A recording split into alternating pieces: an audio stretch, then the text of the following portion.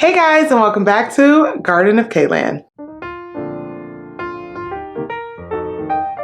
The summer has been so good to me and my plants, and a lot of them are blooming and booming right now. And some of my used to be babies are giving me big leaf energy now. So I want to show them off. But before we get started, hi, I'm Kayla and welcome back. If you're new here, welcome, and be sure to subscribe if plants are your vibe. Now let's look at some big leaves. Starting with the Philodendron Pink Glory. And it's a cross between the Philodendron Leinamii and the Philodendron Gloriosum. You can see the Gloriosum in the veins, which by the way, remember when the Gloriosum was such a big deal? What happened to that? I still love mine, but I'm just saying, it used to be like, you know, the plant of plants. The leaves on the Pink Glory come in like a hot pink color almost, or maybe even a copper. It's a little bit harder to tell on mine. This is the newest leaf here, and you can kind of see it in the back still, that pink, but it definitely gets that pink from the Leinamii. And the pink, in my opinion, is what makes it so impossible to pass up and what's making it so popular right now. I got my Pink Glory from Ecuagenera, California, and I was a little bit worried at first because I had a little bit of a run-in with spider mites. And even now, I still treat it like it has spider mites just in case. I feel like every time I sit back and relax, I see the infamous webbing again. So I am still gonna continue to treat it a little bit longer because I don't have time. I fertilize it very lightly for the time being, and that seems to be okay. It seems to be doing okay with that. But I would honestly attribute the size of these leaves to the genetics. The Gloriosum can get pretty big, the Leinamii can get pretty big, so you put those two together and you kind of have like a super philodendron. And I noticed that with a lot of my hybrids actually, that they seem to just be better. You know, they seem to have better genetics. At first, I kept her really close to a grow light until I started seeing the spider mites and I toned it back a bit. And it seems to help with the trick on top of me treating it. I just figured maybe it's getting too much light, maybe it's stressing it out too much. And she's still putting out some decent sized leaves. So I think we're okay with the lighting so far. And that's something I just do with all my plants. If I can't seem to get the pests under control, then I start like reevaluating and reconfiguring their care. So moving them closer to or away from a grow light, giving them more or less humidity. Well, I've never given them less humidity. So giving them more humidity, things like that. So right now, this one seems to be under control and doing okay. I don't really get pests on my plants often, but I absolutely loathe bugs of any kind. So I'm a little bit radical when it comes to treating and preventing them. Well, really, I treat all plants as if they have pests from the very beginning. Sometimes I repot my plants right away. Sometimes I don't. It just depends. Either way, before they start getting settled, I will put a little bit of systemic in the soil, water it in, and then I absolutely violate my plants with neem oil, water, and Dawn dish soap. So I put Dawn dish soap, neem oil, and water in a spray bottle, and it's just everywhere, like back, front, on the stems, I'll even spray the top of the soil. Like, I'm not playing no games. Okay, I'm not. And even after that, whenever I have like a watering day, I still spray the neem oil all over it again. So I'll repeat that process regularly. And I only re-add the systemic into the soil about once every 8 weeks or so. So that's just kind of what's working for me. And yeah, the Pink Glory looks great, doing great. And I don't yet know if I'm gonna end up putting it on a moss pole because these are crawlers. So you can train them to climb up a moss pole, but I may end up just letting this one crawl and do what she wants to do. But isn't she cute? This is another Gloriosum hybrid plagued with spider mites from time to time. I hate them so much, but anything with Gloriosum in my collection seems to absolutely attract them no matter what. I think they just don't like drying out too much or too long, but this is a cross between the Gloriosum and the Esplendii. And honestly, it's a vibe. It's a vibe, y'all. These long leaves with this vein down the middle of them, it is everything, including the spider mites, but you can't have it all. Sorry. This hybrid is another one that's a crawler. So I found this like elongated pot in the thrift store, and only problem is it doesn't have drainage holes, so I ended up just putting some Lucca down at the bottom of it, and that's working for now. I don't let this dry out completely, so whenever the first like 2 or 3 inches of soil are dry, then I'll go ahead and add some more water to it. But I have to be extra careful with this one because, like I said, it doesn't have drainage holes. But this elongated pot really seems to help it size up because these roots pretty much have like somewhere to go. So it's perfect for this plant. It's just outgrowing this pot soon. So crawling plants are a bit of a challenge for me. And I know they're a challenge for lots of people out there, but they are so worth it. Like to get those big, magnificent leaves. Oh my gosh. And of course I fertilize this one regularly too. Speaking of fertilizer, the fertilizer that I use is Super Thrive. I've tried other fertilizers and there's nothing wrong with a lot of them. It's just that Super Thrive is the one that I prefer and the one that works for me. As far as fertilizing goes though, I amp it up in the summertime, but I still fertilize in the wintertime. I do. I know it's against the plant rules or something, but it's still growing season in this house. Like, do y'all see these grow lights all over the place? Well, you don't see them, but there's grow lights everywhere in this house. Growing season is all year long. So I do kind of tone it down a little bit in the winter, but I still fertilize all year round. As long as the plant is growing, I'm still fertilizing. I try not to overdo it, which is why, like I said, I dilute it some, but yeah, this is working out for me. So in the summertime, I dilute it 50%, but in the wintertime or during the non-growing season, I will maybe do like 25% or sometimes even less, but I'm just always feeding my plants nutrients like on a regular basis, and it works out. It works out. Now for these spots on here, so I'm used to seeing extra floral nectaries, but the debate falls around like why it does that. So some people say they produce these when there's pests to attract like natural predators to eliminate the pests. And then others say it just occurs naturally either way. And this is why I said I treat every plant like it has pests, because it might not, I don't know. But I want to be on the safe side. And another thing I do to stay on the safe side is ensuring proper nutrients all year long. And I'm always looking for new efficient ways to provide nutrients to my plants on a consistent basis, and really just trying my best to mimic their natural habitat as much as possible. My Anthurium magnificum luxurians has been my pride and joy for quite a long time now. This season, it just flowers and flowers, and I've even tried to pollinate it once or twice. I haven't had any luck with that yet. This Anthurium really has no problem sizing up, and it's such a treat because they start off so teeny tiny and then just gradually multiply in size over time. And it's really a joy to look forward to. I love the anticipation of it. This is one whose size I may have to attribute to the light, possibly a little bit too much light. As you can see on some of these leaves, like I have a little bit of sunburn from them being too close to the grow light. But at a healthy distance and in healthy doses, the light has been quite the game changer for the size of these leaves. And I even think that that's where the inflows are coming from the excessive light, I suppose. I personally use a variety of grow lights, and I take advantage of the natural light from the windows in my house. But for this one, there's a window behind it, there's an overhead grow light, and then I've also got vertical lights in front of it. So it is getting adequate lighting from every angle, which is perfect. And then this isn't a must-have. This is more of like a preference for me.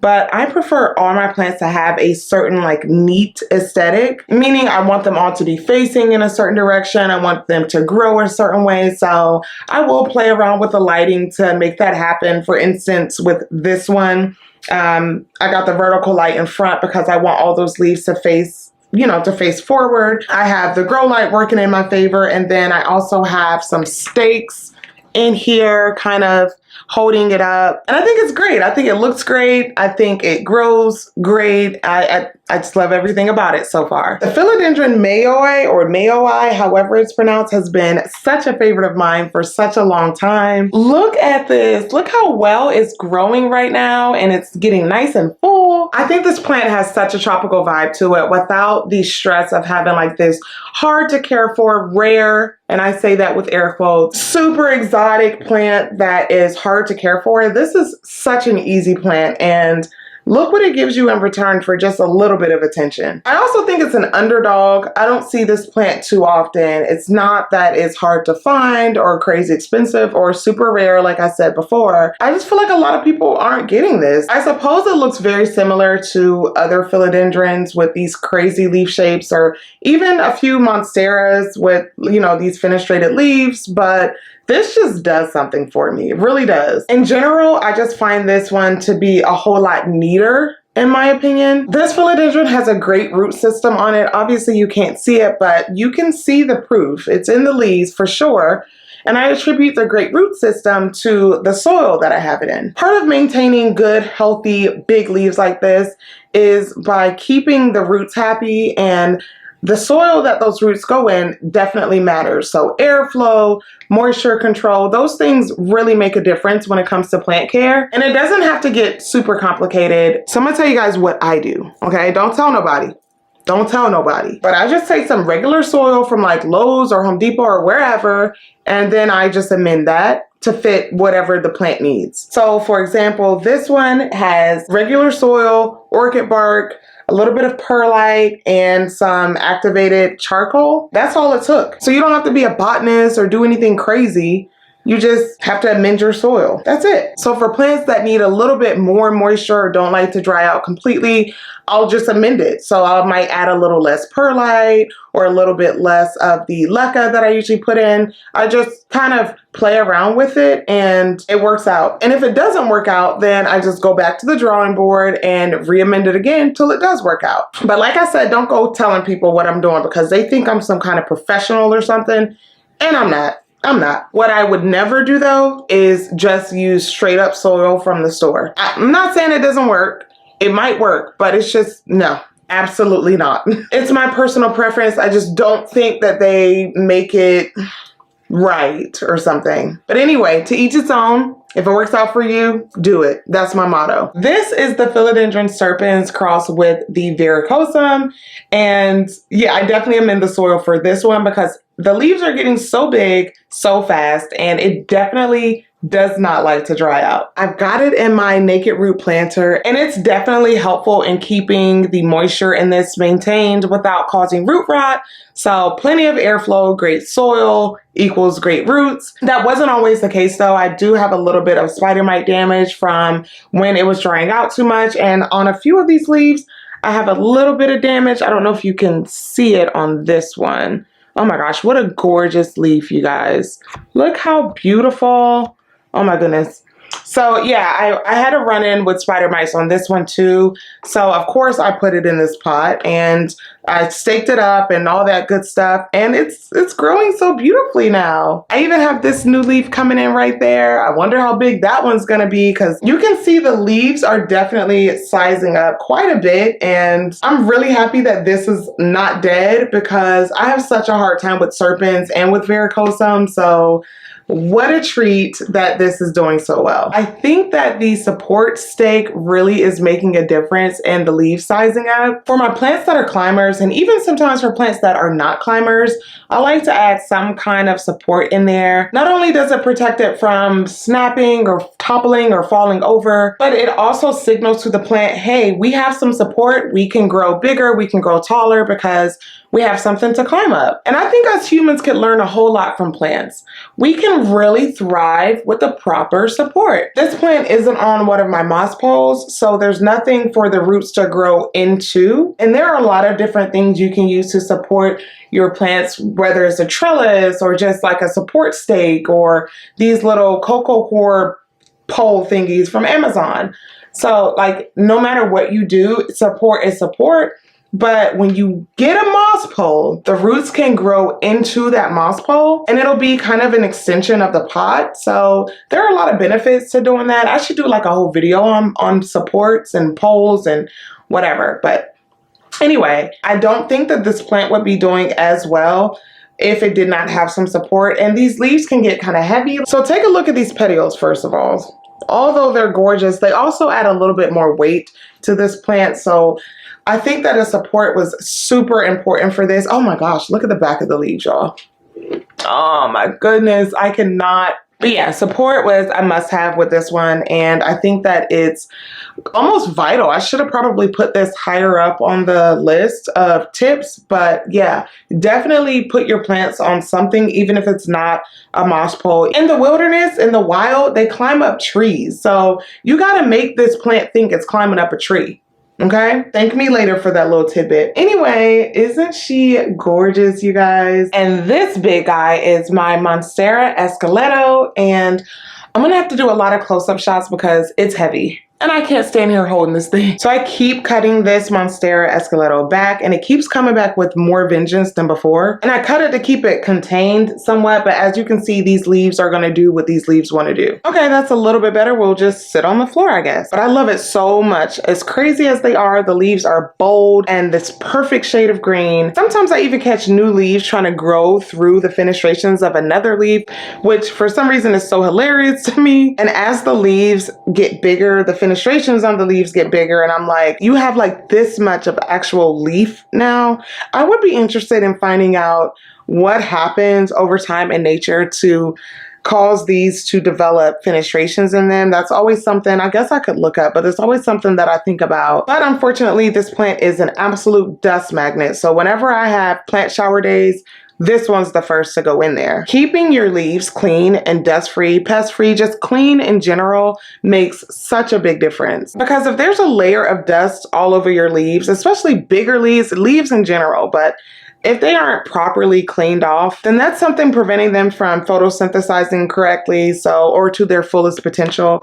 So yeah, it's really important to keep your leaves cleaned and dust-free. And the bigger the leaf, the more dust accumulates on it and the more of a dust magnet it is. So like I said, I do put all of my plants, even the small ones, I put them all in the shower periodically to dust off the leaves and flush the soil out. And there's just a lot of benefits that come with, showering your plants or taking them outside when it's raining. That's something I would love to do. But anytime it's raining, I'm like, I'm not going out there, girl. My hair, it's already frizzy enough. The benefits definitely outweigh the hassle that it takes to get these big old plants in the shower. I notice a difference when I need to clean my leaves. They just don't look as perky, or they don't look as, I don't know, they look a little sickly when I let them go too long without giving them a shower, and then they perk right back up as soon as I do. So highly recommend doing that. And I think that's pretty solid advice. You guys, oh my goodness gracious. I was watering this the other day and I was like, you are getting so big. Like, look at it next to my head. Couple goals. Anyway, look how big these leaves are getting. So this is my Anthurium nigrolaminum crossed with Magnificum. Of course, I knew that. I knew that already. And when it first arrived, the leaves were so damaged. They were pretty big when it got here, but the leaves were so damaged that I had to cut them off. And I had my fingers crossed like, please, please come back big. And they did. I guess it's just a mature plant, but look at the lobes, look at the veins, the color, just everything. And then the newest leaf, oh my gosh, you guys. And of course, like my other anthuriums, the leaves come out so tiny. And then I just can't believe they get this big. Like, this is incredible. But for leaves this size, especially on anthuriums, the last thing I want is to lose the leaf or a portion of the leaf by not giving it enough humidity. So I have to keep all my anthuriums around a humidifier or in a cabinet. There's no ifs, ands, or buts with that. That is like a hard absolute. I know some other people keep theirs in just their ambient humidity, and probably their anthuriums have adjusted to that and that's working out, but they're not rocking with that in my house. But yeah, the humidity just helps keep the leaves, like this. I'm gonna show you guys actually one of my anthuriums that I tried to keep in ambient humidity. Hold on. A beautiful Anthurium Serenoid Velvet right here. I think that's what it's called.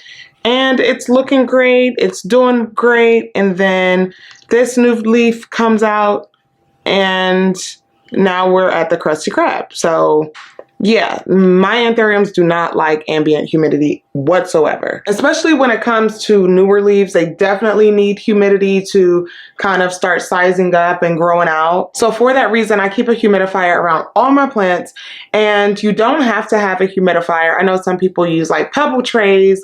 Another thing that helps is grouping your plants together. I know that for a fact. That definitely does help with humidity.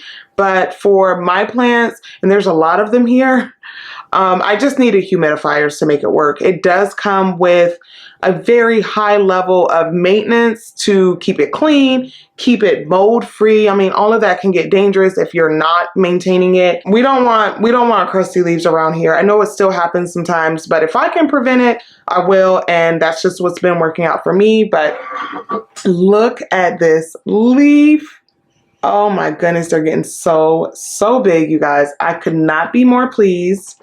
Look at that. I just love my plants so much, y'all. You don't even understand. Sorry about the lighting switches that I keep doing. It's thunderstorming out. Anyway, this is my Philodendron African Fantasy, which is the Stellum and the Goldie Eye. And for this plant, everything matters, okay? Everything except for, like, I can maybe wiggle around on the support. Like, I just have a support stake in this. But look at these massive leaves. Like, I don't even, can you see the whole thing? These leaves are so huge. So we have battled with spider mites. We have battled with sun scorching. We have battled with snap leaves. We have been through it all. I got this plant for my birthday last year and it is just so special to me. It is such a big deal to me because I got it for my birthday. And even though it's a slow grower, it shows out every time. It's gonna do it every time for me. Like, and every leaf, I'm not even playing, comes out looking a little bit different than the last one. So this one is also in a naked root planter and I'm gonna tell you why. Number one, it's kind of in an out of reach area. So I have to maintain the watering or spider mites come and attack it immediately if it dries out for too long. The naked root planter just helps me to keep it. Oh, that's very bright. Sorry, guys. But this planter just really helps me keep up with the watering. And the inside of the pot allows for it to breathe. And it also has like the self-pruning mechanism or design, if you will. Oh, excuse me. It is also another dust magnet. So that's another thing that I have to deal with this plant. Even, believe it or not, humidity, because this leaf has some issues unfurling due to lack of humidity. So everything is everything with this plant. It's easy to care for, even though I just kind of made it sound like it's not. The reason why I'm personally having issues is because I have it upstairs on a high shelf right under a grow light. So we got high light, high heat, and low humidity. And that's just a recipe for disaster. So anyway, I love this plant's leaves because you see how they kind of round at the top like that? Oh, y'all, stop. So it gets that from the Goldie Eye, the serrated nature of it, the funkiness, the edges, like everything else kind of comes from the Stellum. It is such a complementary combination of two philodendrons, which I believe are not classified as philodendrons anymore. But yeah, this is such a great combination of two plants. I think it's perfect. I want to see something though. Does anybody have this? Because I only saw it in Khmer Tropicals, one of my favorite plant shops ever. But I only saw it in there and never anywhere before and never anywhere else after. So am I plant goals? Am I a vibe for having this and no one else having it? Am I possibly even elite now?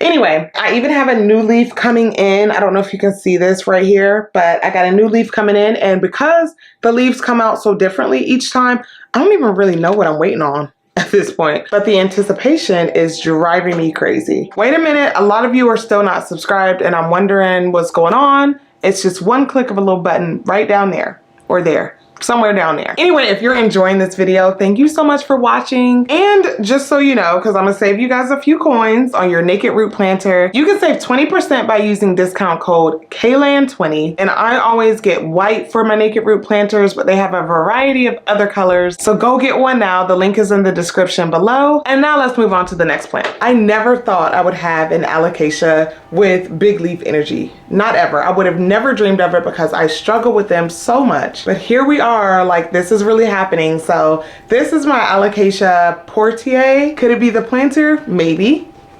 Probably, but I really just never thought I would get an alocasia this big. It only has 3 leaves on it right now, but at this point I'll take what I can get. So this planter is a must-have because letting this dry out is an absolute no-no. The spider mites would be on this so quick. The only thing is getting more than 3 or 4 leaves on it at a time, and that is something I'm working on, but you gotta get a look at these leaves. Like, this is crazy. This is such a fun shape, and as they mature more, the sinuses start to kind of crisscross, so I actually prefer the like less mature leaves that still have that V shape to them. Either way, I'm just really grateful to have an alocasia that's not only alive but thriving and getting big like this. I think that I have definitely reached plant goals, y'all. I do. And I'm also wondering, what constitutes leaves as big? Is it just when they're big for that specific species, or just big in general? Like, what is a big leaf to you? Because depending on what your definition of big is, I might have a lot of big leaves around here. Like this Sherberichii, for example. It seems like it can get way bigger,